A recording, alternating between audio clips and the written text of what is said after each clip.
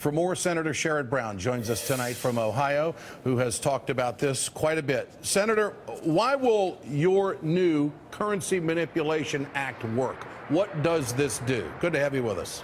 Well, it works because it gives us a tool to level the playing field in the sense that when China cheats on currency or when Japan cheats on currency, as Senator Stabenow pointed out, on autos or on other things, and countries cheat on currency, that it gives us a mechanism to fight back and win trade cases and dissuade them in the future from doing it. And that's primarily why this is so important. And we want this currency provision, and as you pointed out, it's good bipartisan sponsorship, 5 Republicans, 5 Democrats.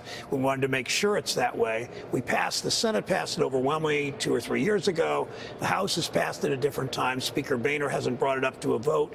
But now's the time, because of fast track and because of Trans-Pacific Partnership, that we have a place to put this bill to demand that the president doesn't get this power, this agreement doesn't ever pass unless it's got a currency provision to protect American workers. Period. Senator, where is the debate? The president said in that interview that that's what we're debating right now. Did I miss that coverage on the Senate floor? Yeah, well, the president said the horse is already out of the barn. Unfortunately, there's a new horse leaving this barn almost every day when we see the kind of job loss. The trade deficit with China is now upwards of $300 billion. It was only, as you mentioned, PNTR with China in 1999.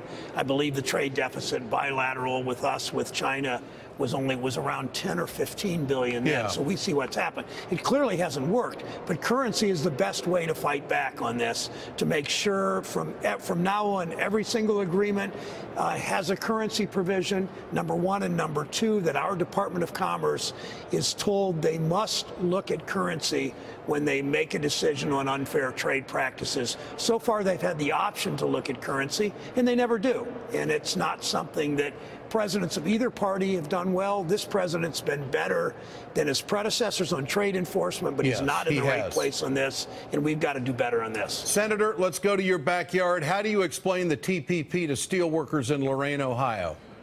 Well, you explained the place you've been in Lorain had 12,000 workers once. Now it's about 2,000. It's done a little better now with more drilling on gas and oil, although they've just had a temporary layoff of a number of workers, probably for 3 months, for a whole host of reasons. But once we start enforcing trade rules, those workers are going to, more of them are going to work, and more of them will have more job security. And so it's a question of they didn't like NAFTA, they didn't like CAFTA, they didn't like PNTR with China. Why would we possibly inflict another trade deal on workers in Lorain and Youngstown and Dayton when the damage is so evident and the future with this kind of trade agreement is so bleak? And finally, Senator, what do you say to the president when he says there has to be more transparency on the TPP? Well, there does have to be more transparency. Well, okay, but there hasn't been any. And and why is that? Well, there's supposed to be more consultation with Congress on what the agreement is, how the negotiations are going. There are supposed to be directives on what do you do in the environment and labor standards, what do you do on something called investor state, which gives the tobacco companies even more power in world commerce. None of that has happened in this agreement except for a few informal conversations we try to have with the U.S. Trade Rep, but none of it's been open enough. The public's not had nearly the input. No. The labor community hasn't. People that care about climate change haven't. People that care about public health haven't had the input. This is pretty disastrous in the way this is rolled out, frankly. Senator Sherrod Brown, Ohio, good to have you with us. I appreciate your time.